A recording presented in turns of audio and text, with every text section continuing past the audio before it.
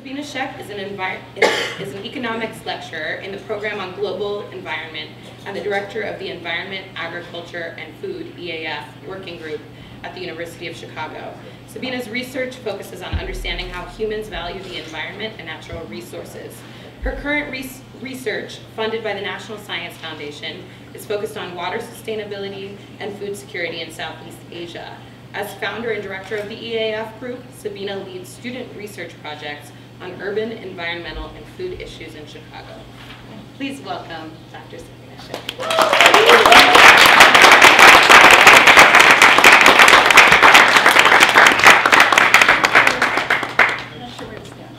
Thanks, Jane, and thank you to Illinois Humanities and Land and Sea Dept and the Joyce Foundation and everyone who invited me to be here today. This is really an honor for me, and thank you all for coming. I know I just spoke to a few people before, and you're extremely busy people, so I appreciate you taking the time to come and to an economics lecture, of all things. We're sometimes known as the dismal science, so I'll try not to go too dismal tonight. What I usually like to do is know who I'm talking to, and I got to speak to a few of you beforehand, but just to take just a little bit of time out of the lecture, and I do this with my classes too, if we could put you on the spot and go around the room and just tell me your name and something about yourself. It's whatever you do or what you did today, what you had for lunch, it doesn't really matter, just something so I could just hear who everybody is in the room, so maybe we can start. I'm Lulu. I am an employee of the Land and Sea Department, so I'm very happy to be here. Hi everybody, I'm Camila. I work at the Art Institute of Chicago. Great. I'm Kelly. I'm in Shane Campbell's Chicago in Vicinity opening this Saturday, and some of my artwork got stolen off of my porch this afternoon, but everything's fine. Oh, well, thank you for coming on such a difficult day. Hi everyone, my name is Zach Wittenberg. I've been working in dance pretty much full-time since 1986. Currently I'm with Cover Shoe Dance Chicago and a couple of other organizations in town. I'm Robinina Williams, and I make dance. Hi everyone, I'm Kate McQuillan, and I do installation work. Hi, I'm Ramon Fields. I'm an actor here in Chicago, and I also go by Creole Apocalypse. Yes. Hi, I'm Sam Bailey. I'm a filmmaker, and the third episode of my web series drops tomorrow here in Chicago. Yeah! My name is Brett Swinney. I run the Chicago Artist Resource website. I'm Quincy Joyner. I'm also a filmmaker. I don't have a web series. I'm Keon, and I'm involved in health and wellness and also.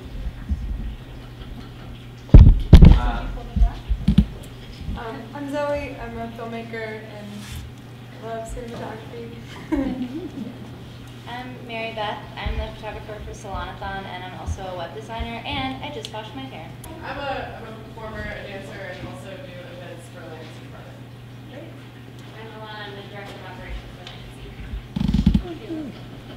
I'm Bea. I'm working on about 3 different plays and a chapbook of poetry. And I just decided what color I'm dyeing my hair next week. I'm Devin. I am a performance artist with the group Witch Hazel, and I'm also a talent agent by day. And I recently, today, booked someone a cheese commercial. Big things. I was booked on a cheese commercial. I'm Zoe. I'm a performer and a comedian and a server. I'm Jamie Ramsey. I'm a photographer, and in 2 weeks I'm going to go to Norway and watch whales on a little tiny boat. Wow, exciting. Well, thank you for taking the time to do that. I really appreciate it, and it's so interesting to hear what everybody is working on, and so different than I think what I do, but there's connections, and we'll find them all by the end of the night. So just to give you a little more background on what I do, my background is in economics, so I'm an economist, and I have always been interested in environment and natural resources since I studied economics as an undergrad, but I was also very interested in humans and human behavior and how people make decisions and what affects those decisions. And so I had come out of high school after taking one econ class, hated it, I thought it was awful. It was just like, learning about gross domestic product and inflation and all these things that were just not interesting. And then I got to college and I thought I was going to study psychology, and then I figured out that there's something else called microeconomics, which is about individuals and how individuals make decisions. And it was a little bit different than, it was a lot different than psychology, and I thought it had a good connection to policy and the political world, and so I got into economics that way, and then I stayed in it all the way through through graduate school, and but I've always specialized in environment. So I teach undergrads too, mostly undergrads actually, and I split my time between economics, public policy, and environmental studies. So I spend a little time in each, and I teach courses on general economics, and then courses related to environment, to food, to agriculture, and so those are my areas of interest, some of my areas of interest. So Jane and I haven't rehearsed our timing here yet, but we're going to try to make it work so we can go to the next one. So here's what I'm hoping to talk about today with you, and I would very much like it to be interactive and hear what you have to say, and please ask me questions and offer your thoughts, and I feel like I can learn a lot from all of you tonight. So please talk more than the undergrads, and tell me what you think. So what I want to talk about is something that we all are aware of already, how humans use and abuse the environment, right? We're all using the environment all the time, as Jane eloquently said in the beginning of her introduction. We breathe air, we drink water, we eat food. So how do we use the environment? And then why economics? Why even talk about economics with respect to the environment? And what is the role of economics? What is economics, right? So that's probably the first thing that we might want to talk about. And we might as well talk about what is the environment as well, and how are they connected?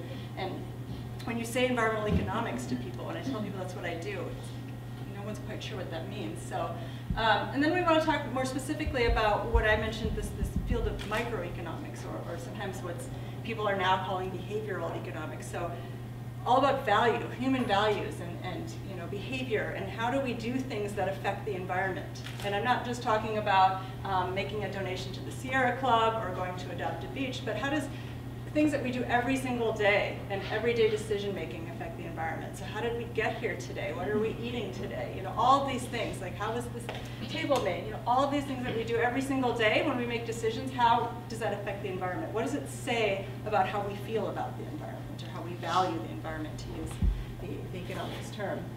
And then I'll go into, well, what can economics do for the environment? Can economics destroy the environment? Can economics be used to help the environment? What are the ways in which we think about it in terms of understanding, so research and just understanding how people relate to the environment, but then also for policy, right? How can we think about, I was having a conversation with Peter and Zach before, and really thinking about policy and environmental policy needs to be informed by science, right? But very few of our policymakers are scientists. Right? And it's probably the case that very few of our policymakers talk to scientists or listen to scientists. So what role does economics play in there? Can it bridge a gap, a little bit of a gap between science and policy? And so we'll go over about that. And then I'll talk to you about some of my research, which you can see is all over the place. I've been working with my students on several projects. We started with green restaurants, and then we moved into green sports, and then we're now working on green coffee shops. And my other research, which Jane mentioned, is in Southeast Asia.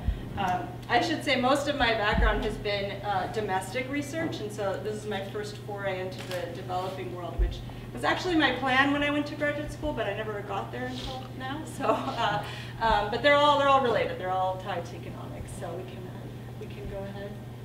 So how do humans use the environment? I mean, the first and obvious way is sustaining life, right? So, we need to breathe air, we need to drink water, eat food. We need raw materials to basically power our lives, right? So we need raw materials for energy development. We need lights, and we need transportation, and we need raw materials for medicine, and we need raw materials for technology, and for art, and for everything, right? So the earth is really our in some ways we think of it as our input to production of goods and services if we want to think in economics terms, but it's really about our life, our activity. Other ways that we can think about environment is protection from disturbances, and by that we mean thinking about natural disasters or thinking about droughts or floods. And a lot of that is naturally occurring disasters, but they're influenced by the way we live. And they're influenced by our land use, and they're influenced by things that we do. So if we think, well, a drought is bad luck, and it is bad luck, but a lot of it has to do with the way that we've engineered the water that's underground and diverted it to other uses and things like that. So, so much of how we use the environment is sort of removing that natural protection from disturbances where it would make sense to conserve it. So thinking about that. The last way that we can think about, not the last, but another way we can think about using the environment is through experiences, right? So outdoor recreation, views, scenery, aesthetics, just being able to go out to the beach for a day when it's warm out, right? Or being able to go to a park. So experiences, recreational experiences, cultural experiences, social experiences, those are all ways in which we use the environment. So, thinking about this through an economic lens is if humans use the environment in all of these ways, that the way we would phrase it in economics is that we have value for the environment, and we have value for the environment in protection. And so that's a really important piece of economics, whereas people might think, well, the economics always would say that you build the fancy resort on the beach instead of protect the wetland there, right? You're comparing, what is the value of a resort and all the people coming there and using it versus just a piece of empty land.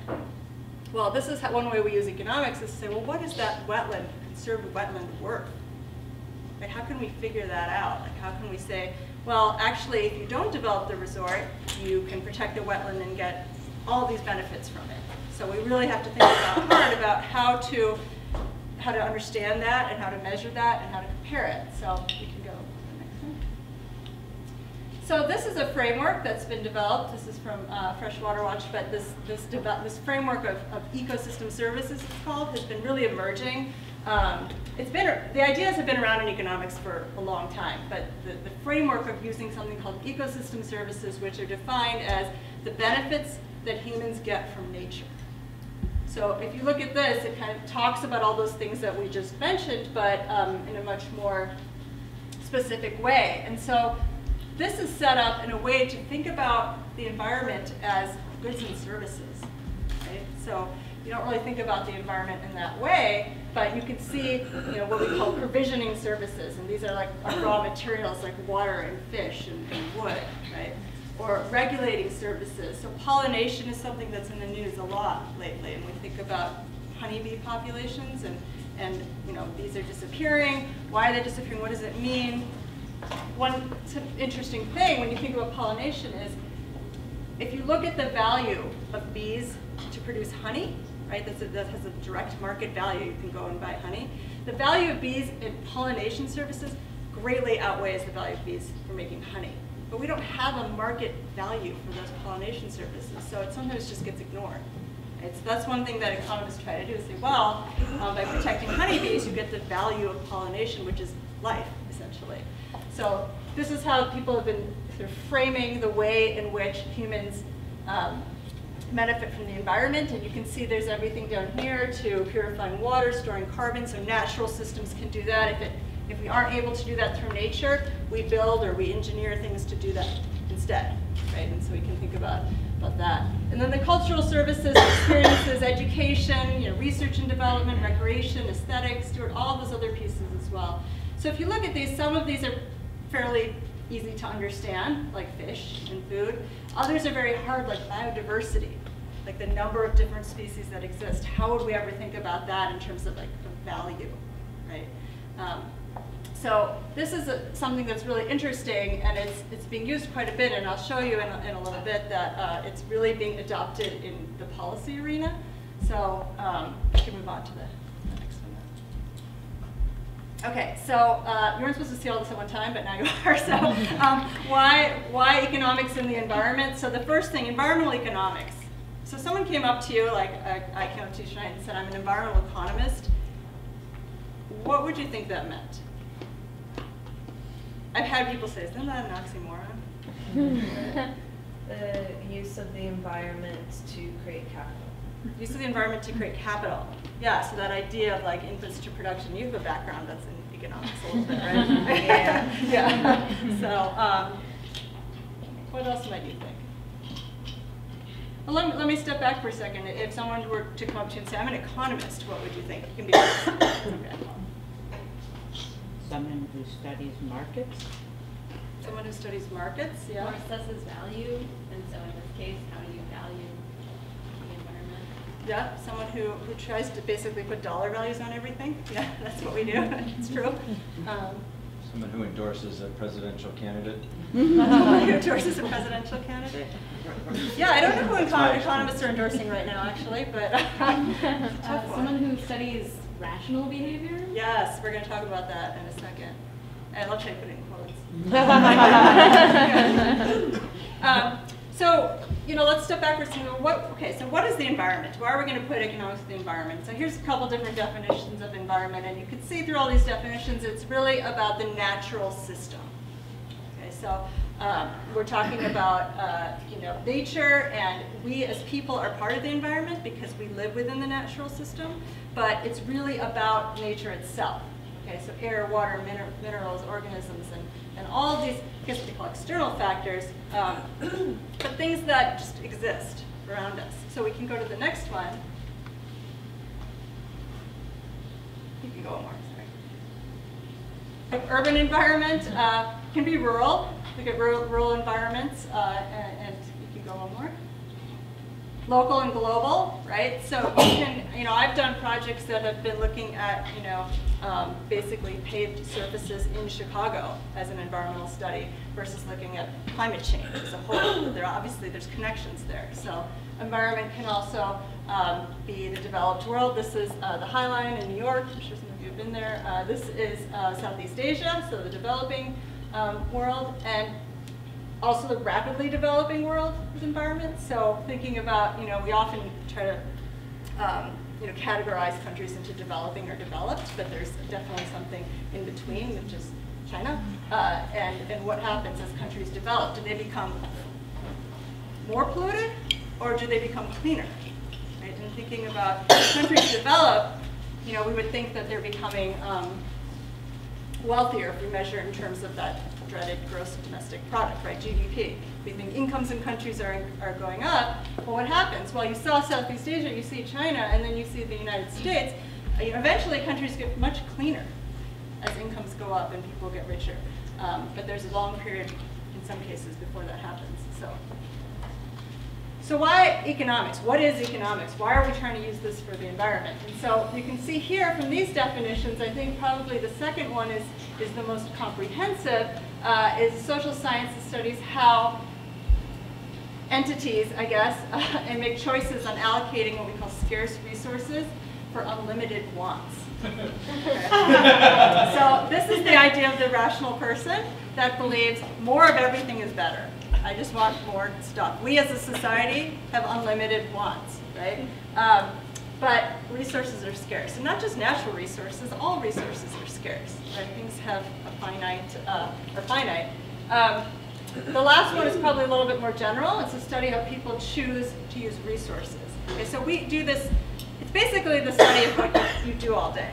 Okay, so it's get up in the morning, you have to decide, do I get up or do I sleep another hour, right? That's your first decision that you're going to make.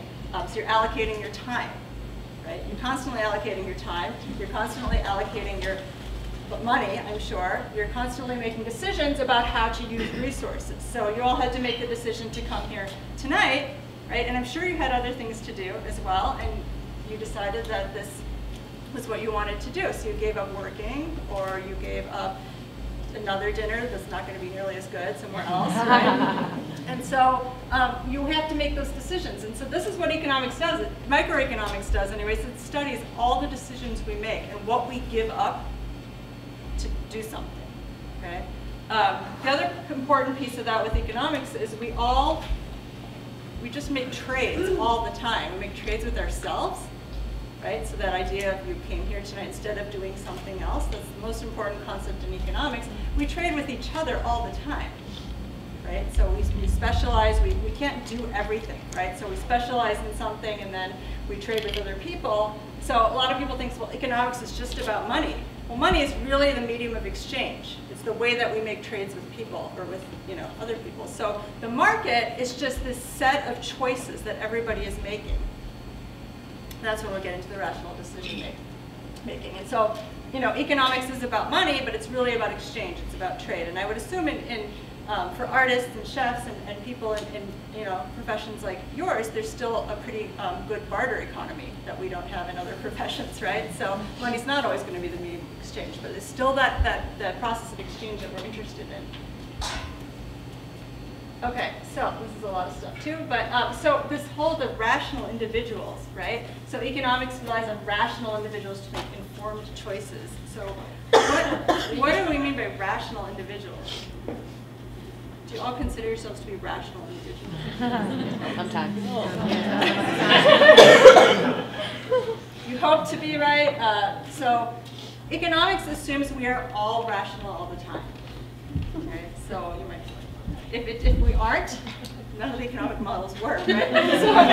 So there's an emerging field called behavioral economics, which kind of looks at, well, maybe people aren't always rational. Maybe they do make decisions that we can't predict, right? So the whole thing with economics is we want to be able to predict outcomes.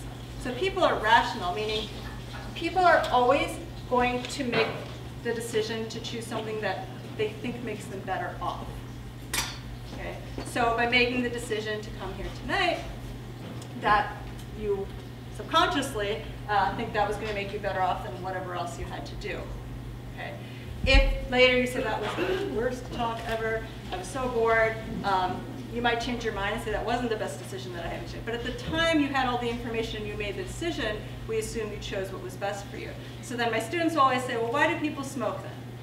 Right? Smoking, we know, everybody knows smoking is bad for you. Sorry, I'm a smoker, but everyone knows smoking is bad for you. It costs a lot of money to smoke because there's a huge cigarette tax.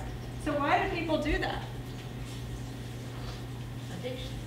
Addiction, that's a really good point. There's a lot of actual economics literature on whether or not addiction is rational behavior. Instant gratification. Yeah, absolutely, right? You get satisfaction from it. So that's why you do it. In your mind, you might not say, oh, okay, it makes me better off to smoke, but you get satisfaction from it that's worth whatever cost there is maybe down the road, right? So, it's thinking about things like that, like how do we make choices? We make choices that we're always, it sounds really bad to say this, but everyone is always acting in their own self-interest. You're always trying to make the decisions that make you better off. And so how can that possibly yield an outcome that's best for society is the next question, right? But this is what economists say, and this is everything to do with the market exchange, right? So in the morning, I get up, first thing I have to do is go get a cup of coffee, right? That's the first thing I want to do. So I go to have a cup of coffee. The person who's selling the coffee is willing to sell it to me. I'm willing to buy for them. We've both been made better off by this exchange. Okay, if there was, the seller was not, going to give me the cup of coffee, there was no one to buy it from, then we don't have a market-based economy.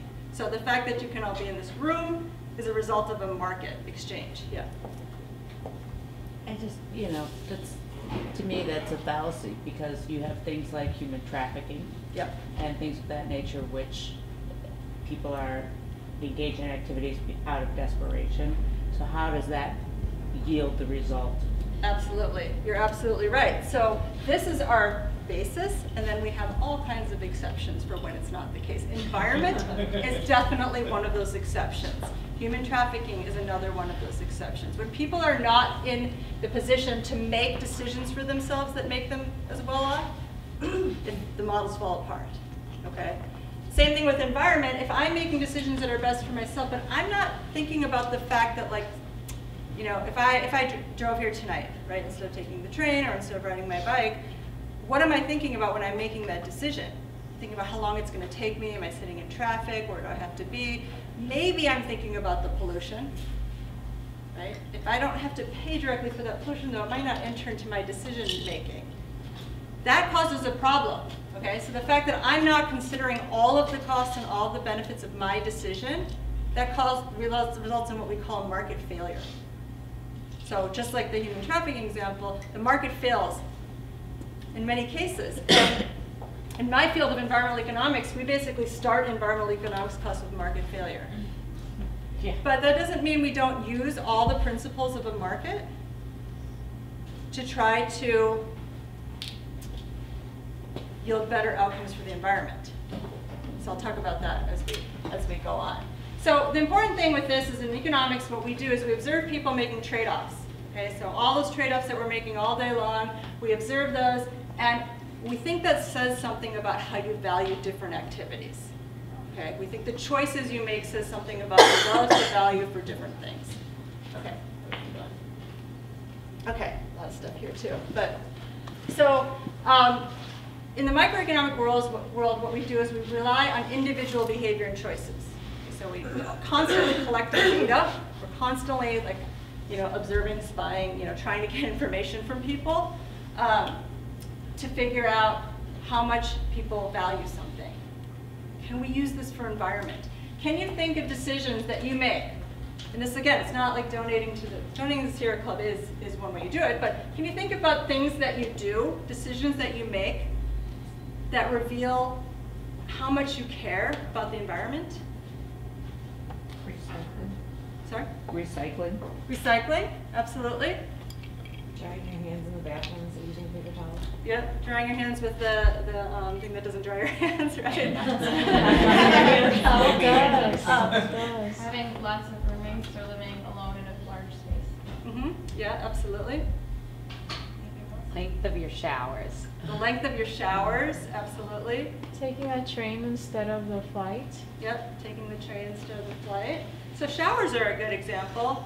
If you think about that, when you take a shower, like how often are you thinking, I should get out now so I can conserve water? I'm not trying to guilt anyone here. It's just hard to think about that when you're taking a shower, right? Here's where economics comes in.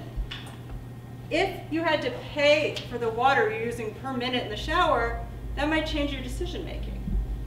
Right?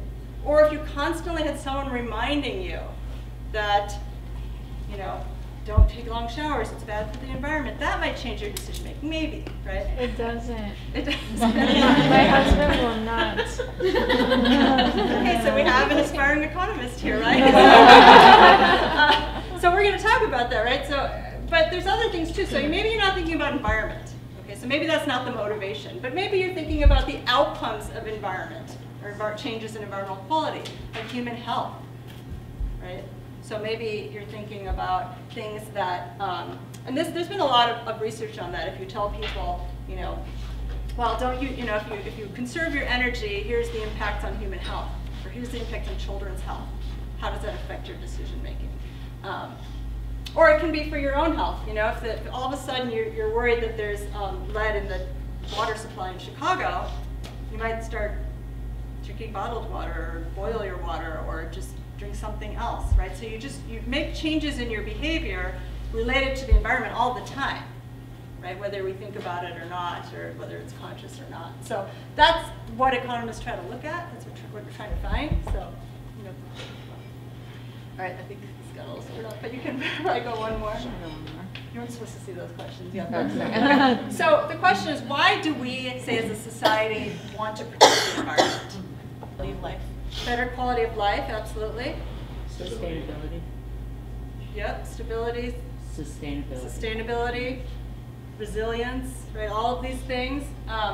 Protecting health is a big one. Protecting ecology is another. Protecting existence, right? All of these reasons. So, for the next one, do we need to try to value these outcomes? Or can we just take it as given that we need to protect the environment? Maybe both. Maybe both, and what'd you say? I mean, I feel like I'd like to just expect that everyone knows that. But we probably can't, right? Some people don't understand that. Yeah.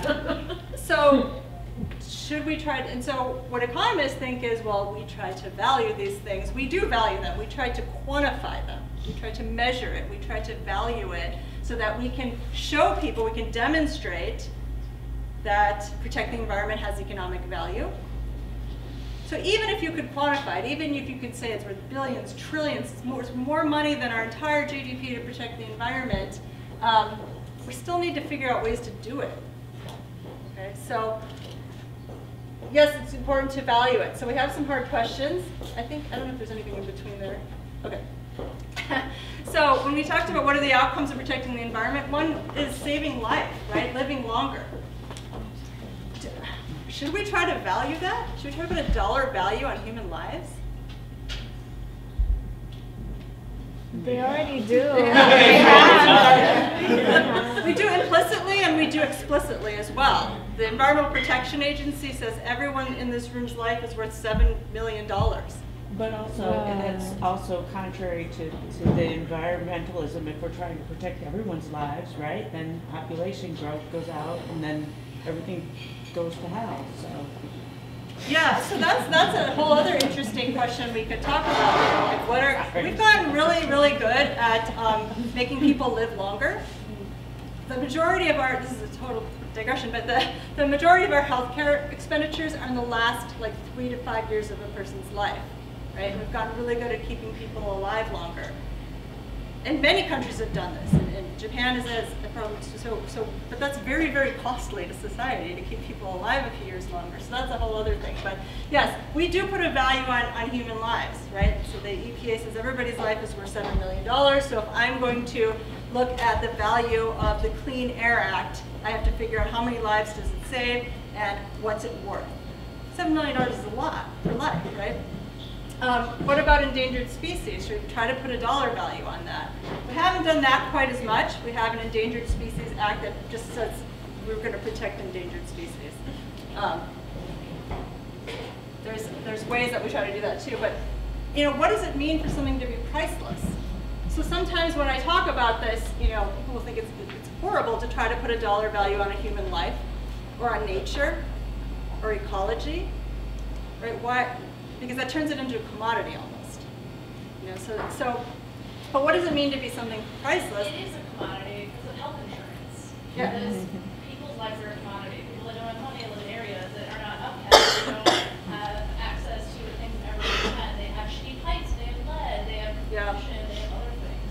Yeah, absolutely. Like every sort of decision that's being made is affecting human lives, right? And every policy decision we make.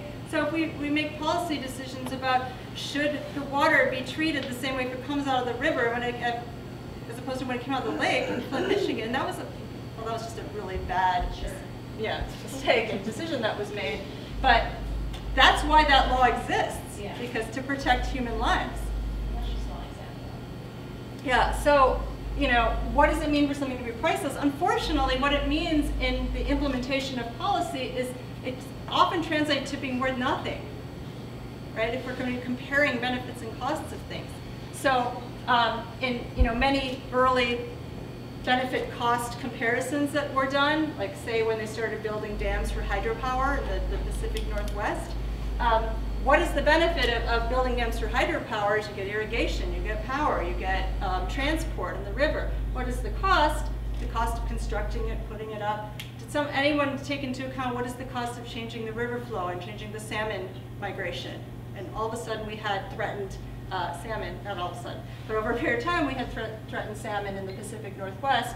So trying to account for that, right? Trying to account for it, trying to put it into the same terms as when you value irrigation and hydropower and all of those things. Is it a perfect science? Not even close. So the other part of this question is economics. Environmental economics takes a human-centric approach to environment. Okay, economics doesn't exist without humans, really. We don't think about it, right? Everything is from a human perspective. Is there intrinsic value of the environment? Right? And then it becomes a question of, what is value really? What does value mean? Like we as humans have some definition of value, and this is something that I talk to my colleagues in ecology about, because it's ecology doesn't really account for humans in a lot of their studies, right? And as economists, are we considering ecology? Are we considering that intrinsic value? It's very hard to think about that. Do we value the existence of things that we don't use. So there's many things that, you know, we try to observe how people use it. Okay, so we could say, well, if we're thinking about like a national park, right? What is a national park worth? Well, people visit there. People like to live sort of nearby one if they can. There's different ways we can observe people valuing it. But something like the, you know, the Arctic National Wildlife Refuge in Alaska, people don't really live there. You can't really visit it very often. There's no way to observe how people value that. So does that mean we should go and drill for oil there? Or should we protect it, right? Economists very strongly believe that we can have economic value for the existence of things. And so we actually try to measure that too. So you can go to the next one. Okay, so what do environmental economists do? Yes? Can I just ask you, when you're talking about value, are you always defining value that you're assigning to things or deciding in monetary increment? It doesn't have to be, no. But it's always that exchange, it's always that trade-off. Right, so whether you measure it in dollars or not, value just means that we're willing to use it or willing to pay for it. It doesn't have to be dollars though. It's just something that makes us better off. Right? That's what makes me confused about the concept of pricelessness though, because especially in regards to environmental conservation efforts, you know, the rhetoric that you see very often is that any effort put towards environmental conservation is worth it because the environment is priceless, and that's where the general public loses touch with the efforts that are being made. Right. So, like, how does pricelessness even, like, how does pricelessness work into an economic-based model that can speak to a general public? Pricelessness doesn't really work into an economic model. Right. So we think everything has some kind of price, whether it's a dollar price or it's, you know, what we're willing to give up to get it, right? That's the whole idea of the trade-off. You're always willing to give up something to get something else, right? So pricelessness, not having a price, there's definitely things that don't have like market prices, right? So you could say, well, I can't go to the store and buy clean air directly. I could buy an air filter, but I can't buy clean air directly. So does that mean it's priceless? Not in the economic world. That would mean priceless to the economist would mean it has no value. What about like the agricultural industry where people want humane meat, they won't pay for it, and people are totally blind to the idea that, you know, the meat industry is destroying everything more than turning off your showers are. You know, like you can turn your shower off, but in reality, it's like those are the things that are really affecting the world, and like we have no control over that. But people don't want to change those things. They'd rather be blind to it and keep buying shitty food. Yeah, absolutely. So, you know, as economists, we definitely like to think that, you know, the consumers have a voice, and that the market speaks. So if people start demanding, you know, humanely raised beef and things, that the suppliers will follow. There's so many things that complicate that, particularly in the political world and the lobbying world and all of that as well. Yeah, so the market gets a bad rap, like the whole idea of a free market, but that's a case where the market is constrained because there's all these other forces that don't allow that communication between consumers and producers necessarily. Well, particularly because choice is actually a privilege. So like in order to have a choice about what kind of meat that you eat, you first have to have a choice about what kind of meat you can buy. Yep. And that's determined by how much like ability to choose you have with the market economy. Yeah, that's absolutely. Like the desire that I need to choose, and that choice is a marker of freedom, is like a distinctly Western thing, right? And I don't mean like Western in like that, like in communism or something, and like those like cliches, but just like that idea of like I can mark my freedom by choice, and then that gets played out in the market, in which I can choose a Maytag one like with dishwasher versus a General Electric one. Right. I guess that's but like my. If you bring it back to the level of like essentials, like it is presented sometimes like people have to buy bottled water because the water isn't safe. And it's like in some ways then the market economy is taking choices away from people too. Does that make sense? Yeah, I mean my thing is like how do they, yes. I'm not trying to like, but I guess one of the things I've always think about with economy is like how they deal with exchange, right? Like because the idea of like pricing itself is like, is itself like an overlay, you know, on like the material world. And so like even something like, I think about translation when I think about exchange, like no matter what the language or what the text, there's always something lost in that like translation, and exchange does the same thing. And so what does it mean when we create like economy as like a discourse that translates all of our material relations, but there's always things that are lost in it? Does that make sense? Like, and how does that become the liberatory stuff? That does make sense to me. I don't know quite how to answer that, but yeah, no, I think that, you know, there's sort of two separate pieces here, right? So if we're thinking about like just how do people make decisions about what they want to do, right? And to some degree, maybe with certain things related to health and environment, we shouldn't be making those choices, right? Either this is just, you know, we should be protecting a basic level of human health, and there shouldn't be a choice about it that's affected by your income or your ability to make the choice, right? And is that the role of government then, or is where is that? What is that role? You know, and so that's a really interesting question to think about, and I don't think any economist would argue that we need to have some, you know, sort of basic level of protection, basic level of understanding. There's certainly a role for government to play. Whether or not the government does it is a whole other discussion to be had, question to be had. So one thing that I don't know if I'll get to talk about today, but that's kind of related to this last piece, is that we try to set up essentially what you would call environmental markets. And that's a way for people who are being environmentally friendly or who are engaging in environmentally friendly practices could get rewarded for doing so, because they're making other people better off. They're giving people an incentive to be environmentally friendly. That can't happen without some kind of mechanism or regulatory structure or government role to set it up. So it can't just be a market. It can't just be this free market that works. Not with environment anyway. Not with human health either. There has to be some sort of basic level of understanding of protection, and then really what the economic tools do with environment is let people exchange to make themselves better off. So let me talk about this one. I just will talk really quickly. Yeah, if you go back. Oh no. One. How do I go back? Okay. All right. So the question, you know, what do environmental economists do? And I want to focus on this last one, given where the discussion is going. But you know, the first thing, like, what does an environmental economist like do? You know, what is our role? The first is doing benefit-cost comparisons.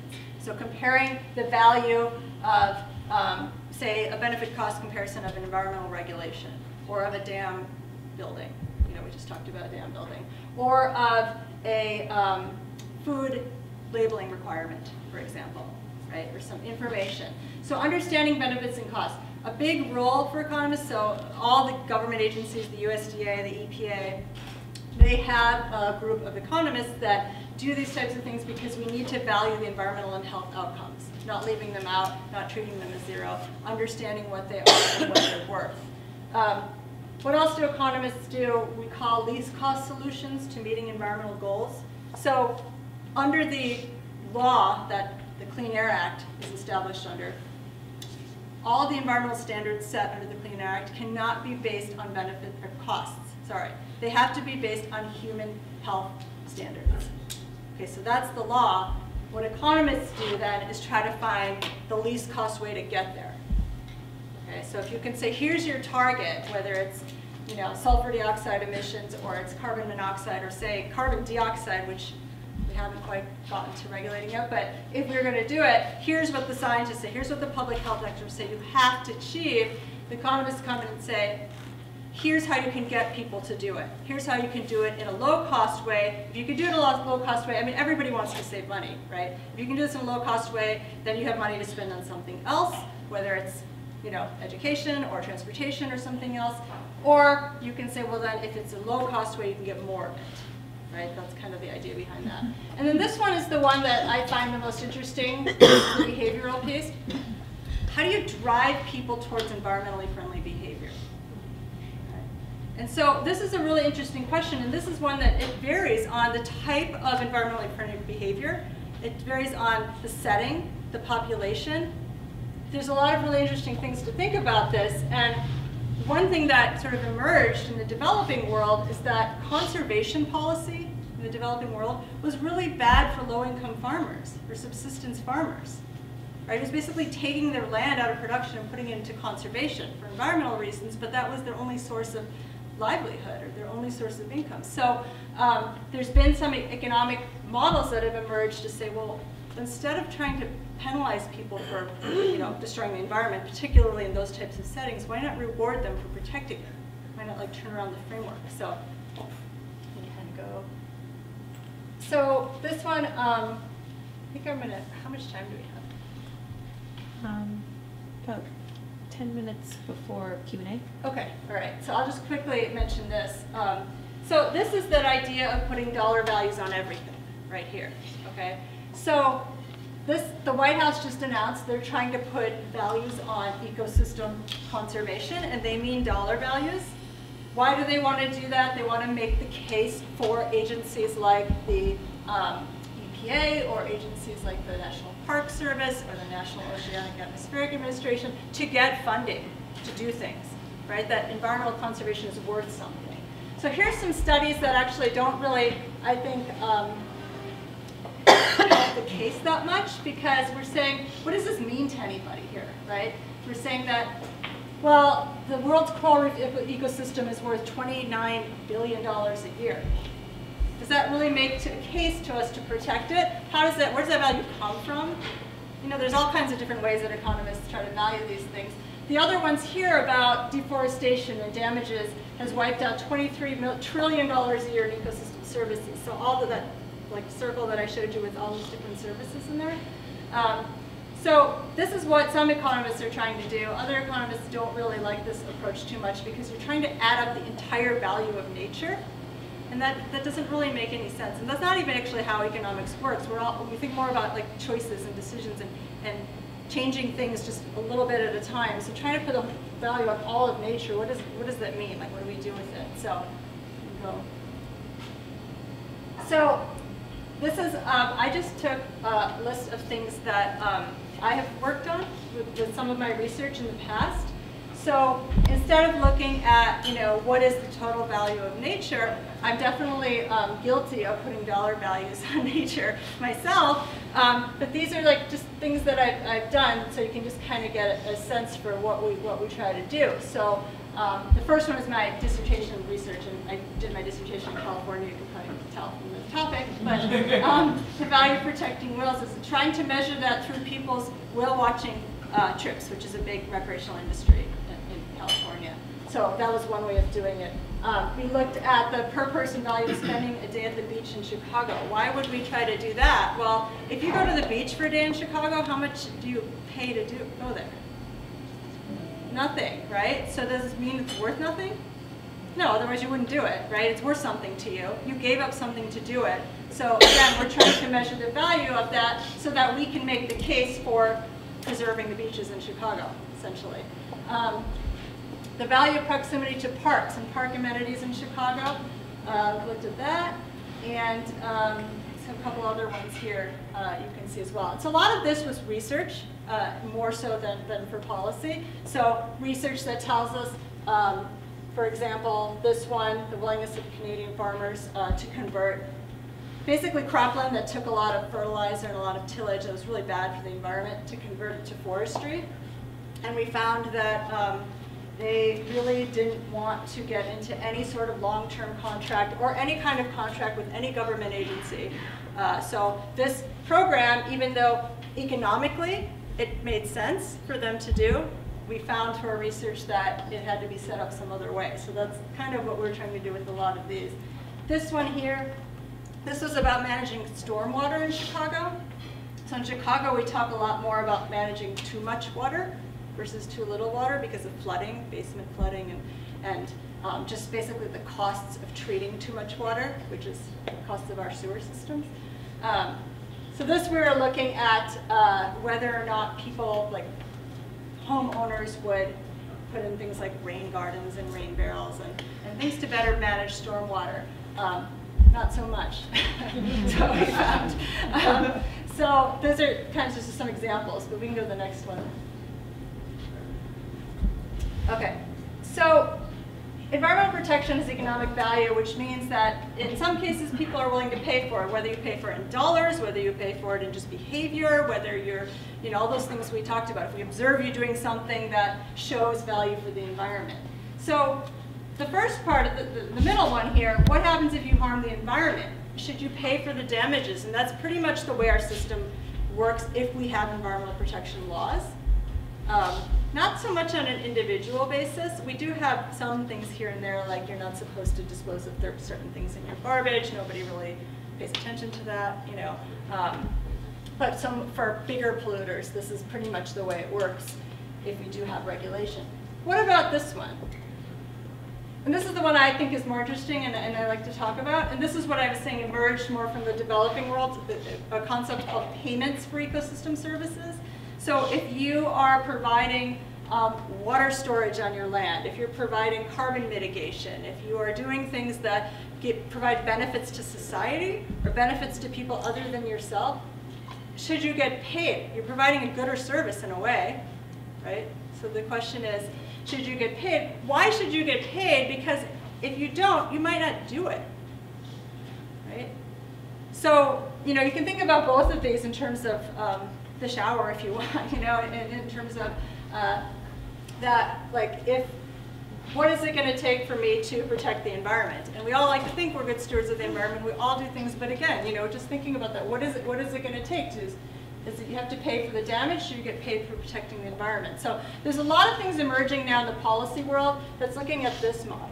How do you get paid? What's that? How do you get paid? So that's a good question. How do you get paid? So I'll take an example would be something like the way that we're talking about, if we're talking about it, dealing with a policy for climate change. Okay, so regulating like carbon dioxide emissions. Has anyone heard of the phrase cap and trade? So the idea about it is that you put a cap on total carbon dioxide emissions. And then we give permits out. And those permits allow a utility, a power company, to release 1 ton of CO2 for every permit you have. Okay, so now I have a choice. I've got this permit. I can release CO2. Guess what? If I choose to reduce my CO2 emissions, I can sell that permit. I can make money off reducing my CO2 emissions. I can get paid to do it, assuming somebody wants to buy that permit. And someone wants to buy it because we've set the total number of permits well below where it is right now. So it's become a scarcer commodity. So that's sort of the idea behind that, right, is getting paid to do it. Another example was some of the big international climate agreements, or the voluntary one we had here in Chicago for a while. Farmers were getting paid to switch their practices. It's difficult for us to use this model, the middle model for farmers, right? So thinking about this one, so if you can switch your practices, so you switch to no-till agriculture. If you do it here, then I don't have to do it here. I'll pay you to do it. Okay? So they're going to choose the option, is it cheaper for me to reduce my CO2 emissions myself, or to pay somebody else to do it for me? So that someone else has an incentive. Everyone has an incentive now to find ways to reduce carbon dioxide so they can get paid to do it. There's problems with that, right? And one problem, there's been many problems with it, but one is, okay, well, if I can get paid to protect the environment, then why would I do it just because? Why wouldn't I just wait for someone to pay me to do it, right? Or if I know this is coming, then would I pollute more so then I can get paid to reduce it? So those are all things that are kind of built into these policies, understanding those problems. So this, when you ask how can this be done, it's not really done that much. This is really emerging as just a changing paradigm from fines and taxes and all of that. So we can go to it. Okay, so the question is, can economics really work, right?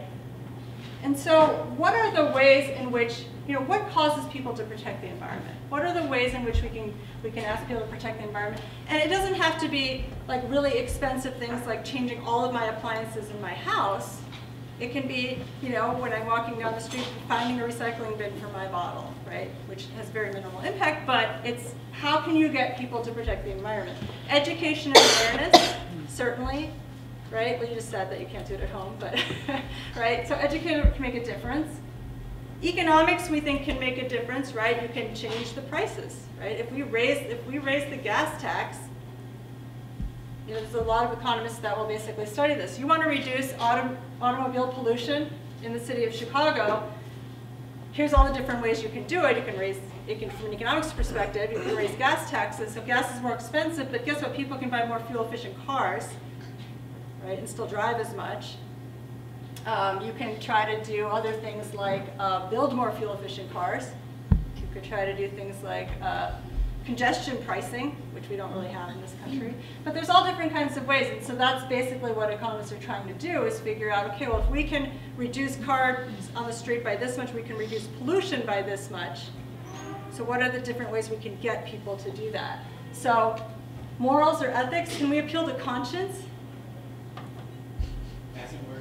It works for some people. We had a huge environmental movement in this country, right, in the 70s. You know, it's interesting.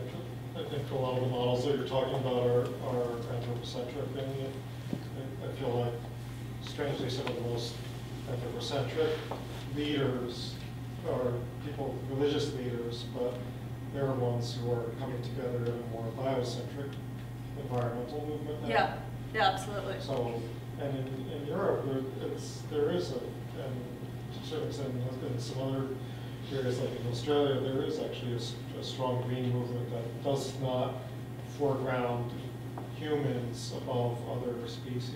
Mm-hmm. And so you can say, well, you know, like in this model that you're talking about, a person is worth more than a cat is worth more than a dog. But then when you look at a coral reef system, where it's at, right. How do you find your place in the world? You have to think past my cup of coffee today. You have to look at a longer time frame in order for biocentrism to be sort of ethically sound. And so I think, you know, in some funny way, there's a meeting ground between religion, which is an ethical thought system that millions and millions of people have some kind of practice in, and environmentalism. Yeah, absolutely. And you know, one thing that you raise is a really, really important point. It's all important, but it's important from the economics perspective as well, is that humans aren't very good at thinking in long time horizons. You know, so we're especially when you start dealing with environment. If you deal with economics for other goods and services, the time horizon is never really that long. With environment, we can talk about intergenerational time horizons. And so what economists do with that is they discount the future, right? So anything that happens later is worth less than what happens today. And so it's hard to think in those long time horizons. So in that case, like the model, these approaches don't really work very well because we can't really deal with those long time horizons. And climate change is really presenting that in economics, right? It's really presenting this long dynamic process that's not really easy to model. So, you know, can these things work? I mean, what does the research say? And the research is definitely smaller than what you're talking about. So, for example, there's been a lot of research on energy conservation in homes. How do you get people to use less energy in their homes? And that doesn't have to be necessarily upgrading to the most highest technology and all of that. It can be just shutting off your lights and you know, using less air conditioning and things like that. A lot of the research says that people do respond to messaging, right? And they respond to information. And so there's been, and they actually respond to shame. So, you know, there's been some studies that have shown that when presented with information about here's how much it'll save you if you reduce your energy. And then there's another group that's, here's, you know, some education and awareness. This is what it means to reduce your energy in terms of your pollution and health. And then there's one that says, here's how you compare to your neighbors, right? You probably have seen that on your ComEd bills. It tells you how you compare to your neighbors. And that actually has been the most effective in a lot of these programs. But guess what? The thing about that is no matter how you do it, you know, no matter what causes you to reduce your energy use, you're going to save money by doing it, right? So those types of things, those types of programs don't really work for things like garbage, or don't work as well for garbage or water where you pay a flat rate. Right, so you think about some of the structure for just these really local things, like do you pay for the amount of garbage you create? Right, do you pay for the amount of water you use? Sometimes if you have a meter, but it's price is so low, the price is not reflective at all of the social cost of water use, right? So, okay. So, you know, what did the research say? You know, can economics really work? It can work in some cases. The other tools, other approaches can work in other cases. Maybe it's a combination of all these things that need to happen. We need to drive people's behavior for those who we don't think we can change their preferences or tastes. Maybe we need to drive it the other way. Yeah. I sometimes think that if people were like confronted with the outcomes of their choices, like if people were like living near oil fields and saw how those looked like, you know, like post-apocalyptic nightmares, you know, or think then that would affect their choices. But I'm just wondering if there's research on like if you live like near Santa Barbara where there was like an oil spill, like is there like kind of like a time frame? Like the first 5 months everyone's like all environmental, and then it's like dies off slowly as the like recedes, and then like so definitely some people have looked at that and looked at like stigma effects. You know, so like how long does it take to recover for like the seafood industry to recover after an oil spill? That might be, I think that's one thing I've seen in terms of like if the seafood is contaminated and how long does it take to recover? Is it within the life of, you know, what someone can do as for livelihood? You know, or are you going to go out of business because it takes 3 years or it takes 5 years? What's also interesting about that is, you know, I mentioned the drilling for oil in the Arctic National Wildlife Refuge, right, in Alaska. Most of the people that are for that live in Alaska. Most of the people that are against that don't live anywhere near there, right? So, and that has to do with jobs and other things as well. So it's, but I think absolutely being closer to it, and that's true of many things in our lives, right? It's true of military intervention and other things as well. Being closer to it makes a difference. And I think that's kind of what happened, a lot of what happened probably in the 70s too, and there were rivers on fire, you know, and people like seeing things happening. But a lot of environments just not visible to people. You know? Yes. So I've been working in the coffee industry, and I work for a roaster, and I was in Guatemala last month, and the idea of promoting change is really prevalent in the coffee industry. You get maybe more money based on water preservation, rainforest alliance, safe bird things, and it is just very cause and effect. It is like, you do these things to change the environment status of your farm, it will give you more money for your coffee, you will make profit. But coffee is a luxury item. Despite all of us probably drinking coffee, none of us need it. I'm curious, what are your thoughts on how that will correlate to crops that people need for food? The idea where if you change these things, you could charge more money, it would be a big commodity, but it would also separate the gap in the economy where like people wouldn't be able to have access to this food that was in this really great way sustained because it costs money. You know, I saw something today, and it was based on a study and like a computer model, which it seems common sense, but anyway, that basically showed if you cut produce prices in half, that it was predicting huge improvements in the health of people's health. Right? And it's really just about affordability. So you do see a lot of things that now, especially with related to food, about how to get healthy food to people who can't afford it. You know, and so, but yeah, I mean, environment is a luxury good, you know, in many, many ways, even though it's a necessity, right? We need it to breathe, to live. But so much of it, and that's shown over and over again, that as people's income goes up, they care more about environment, they can do more about environment. And so if we look at some of the international agreements around climate change, a lot of what's built into those, or what was built into those, is the developed world, the US who didn't sign on to the original one, but the developed world was going to pay for the improvements in the developing world. That's how it was going to happen. And there was an incentive for the developed world to do that because it was actually cheaper to pay for it there than it was at home. So those mechanisms, you know, I'll admit, I'll be the first to admit, economics doesn't do so well with things like equity and equality, but you know, the premise is always, well, look, if the pie is bigger, then we can split it up so everyone gets more of it, but in reality, it doesn't really work like that, you know?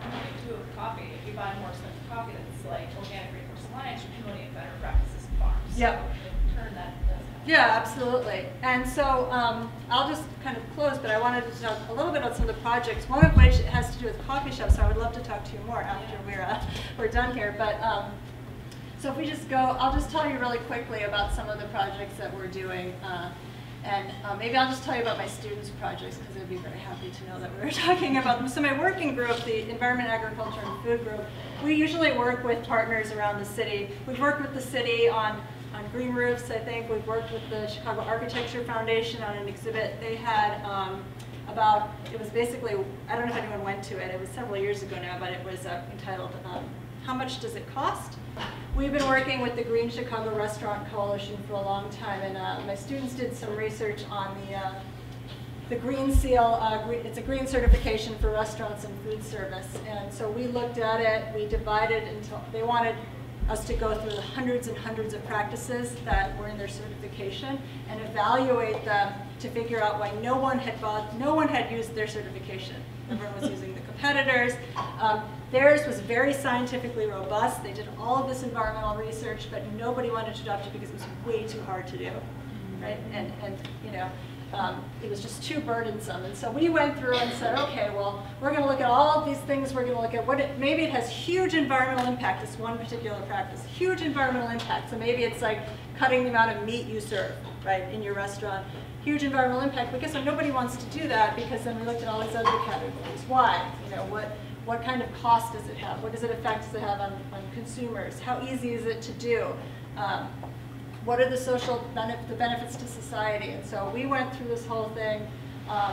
It's now the GS55 for restaurants and food services. So this was a cool project for the students because they actually got to see their research being used for a new green certification. You can go on.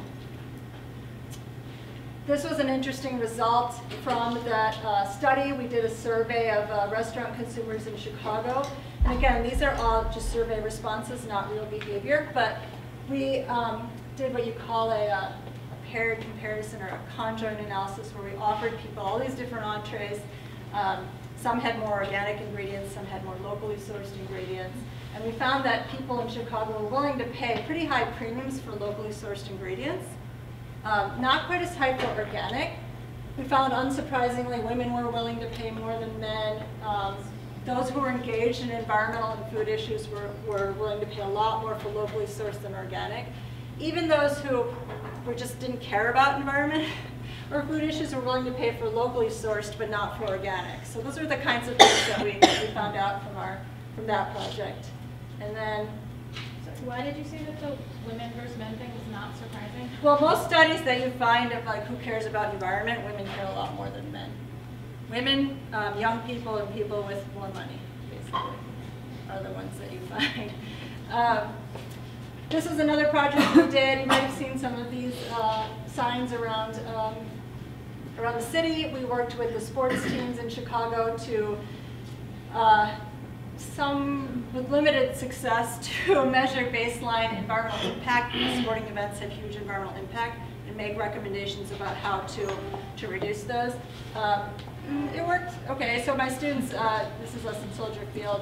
We've now been doing sort of a green team program. We did it with the Chicago Marathon. We might do it with the Shamrock Shuffle, maybe with the NFL Draft, to try to implement sustainability practices at sporting events. And we're going to do it with our campus athletics. And then this is the last one. We're doing this right now. So if anybody wants to come to campus on Tuesday, my students are going to. So my students decided that they wanted to do one of these projects on campus. And there's several of the coffee shops on campus are student-run, student-led, completely with some oversight. But they wanted to look at their own cafes and say, how can we get people to be, greener?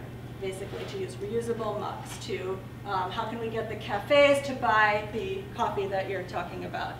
Will people pay more if the coffee costs more? So we're testing out several different things here. We did the surveys of students. We're testing out different employee training, different signage for recycling. We're trying to get a test around composting. We're trying different incentives to get people to reuse their mugs. So really looking at the behavior and how we might make some changes on campus. So we have a presentation, and then we'll be working on it again next quarter. So I think I'll leave it at there. The last one is about my research in Southeast Asia, but I just wanted to leave. I think I'll leave it with that. But so we can maybe skip the next one. I'm happy to talk about this over dinner if anyone wants. But We have a lot of just hit it a bunch of times. Sorry. That was basically the problem with water sustainability in Southeast Asia are dams. And so anyway, I really appreciate the discussion we've had, and I have a lot to think about just based on what I've heard from people here, and I would love to keep talking about it and hear more ideas. And one thing I always tell my students is economics is only one piece of environmental management, and there's so many other components of it. So the hardest thing is getting people from different disciplines to work together on these things. And so the more interdisciplinary we can be, the better. Any other? Yes. I've been dying to ask an economist this question, and you started to mention it earlier. I'm really intrigued about why economists don't think about the future. Like you mentioned, they discount the future, but it strikes me that like so much of what they're doing is trying to change behavior to improve the future, and that I'm surprised there isn't more like speculation. Why is that? No, so economists definitely do think about the future and incorporate the future in models. The reason that we discount the future is because it's just based on, this is basically based on observations. So we're just basing it on what people do and how they spend their time and their money and their resources today versus the future. And most people have a preference for today than for the future, even if you don't think you do, And so that's why the rate that we discount the future today is really based on all of those observations that we see about people making decisions for today to the future. Where that gets questionable, though, is when you have these really long time horizons, because the way you discount something, if it's 20, 30, 100 years in the future, the farther it is out in the future, the higher the discount becomes, even if you use the same rate, because it's so far into the future. So by using our normal approaches for discounting on something like climate change, a life saved 100 years from now is worth almost nothing today. That's just, mathematically that's how it works out. So there's a big debate about that in the economics literature and outside the economics literature on what is the appropriate discount rate to use when you're dealing with things like climate change, right? And how much to invest into the future. And there's so much uncertainty around it too, what we do today and how that's going to affect the future and how it's going to affect climate change. So, yeah, it's very complicated. It seems to me like there's sort of two sections. There's like the general populace and their knowledge or awareness, and the policymakers and the economists, sort of cap and trade and stuff like that, and influence in policy. Theoretically, the populace drives policy through the ideal government process. But my question is there a danger in promoting these causes without a direct witnessing of the negative impacts? For instance, in like 1986, when I was in elementary school, somebody came to speak to all of us about garbage and landfills. And the question was, where is away? And when you say you're going to throw something away, it's a very confusing question at the time. But obviously that was a long time ago. Yeah. And I don't encounter landfills. Yeah. And I still like to be conscientious about it. But it occurs to me that if you keep hearing about these things, the dangers of these things, then 10 years go by, 15 years go by, you're still hearing about the dangers of these things, but you're not really doing anything different. Does it start to lose, how do you keep the pressure on, I guess, until it's too late? And then everyone says, oh, I guess they were right, but now I have to prepare my gravestone. Yeah, no, I think that's definitely something that it's kind of related to, if we don't see it, then how can we really relate to it? Or it sounds like a scare tactic because we hear about it but we don't see it, and that's the big thing with climate change. And I don't know if anyone has noticed over time, people stopped saying global warming, started saying climate change, because global warming was not an effective term because people kept expecting it to get hotter. It wasn't, and so now, everyone's sort of changed the way they talk about it to climate change, which means more storms and things like that. But yeah, I think it's very hard when it's not visible, right? And then it just becomes like a fear tactic. It sounds like it's a fear tactic, or it's something like, something really bad's going to happen, but we never see it, so how do we really believe it? Right. Where I always get really lost in thinking about these things is like how policy actually gets made, how like what the decision-making process is. So I guess I was wondering if you could talk about that a little bit, like the EPA, like are they in the room when like the company that provides meals for like schools and prisons is deciding things? Like I just don't really know how the decisions get made and who's in the room. I don't know either. I mean, I haven't really worked behind the scenes in any kind of political world or policy world, but there is a process by which those decisions are supposed to be made. It's different if the process is the city government versus the federal government. As far as environmental regulation, the way that it works is that the federal government sets some base level of environmental regulation that every state has to comply with, and the states can go further if they want, but they can't go below it. So then states get together and say, so California always goes above what, and then a lot of states follow California and then the federal government will adjust, but in terms of like how those decisions get made, I can't really speak to that, but I definitely have a lot of like classmates from grad school that work in DC that I can ask about that. But I think a lot of people I know who work for the EPA definitely feel marginalized in terms of who's listening to them or what they're doing. But you know, when it comes down to it, the EPA is the one who sets the rules. I mean, the EPA has the Clean Power Plan, which is how we're supposed to start regulating greenhouse gas emissions in this country. But now it's at a state. The Supreme Court issued a stay, so it's not happening. And now we don't know what's going to happen with the Supreme Court, and so yeah. All right, I'm sorry to jump in and interrupt you guys, and let's give a huge round of applause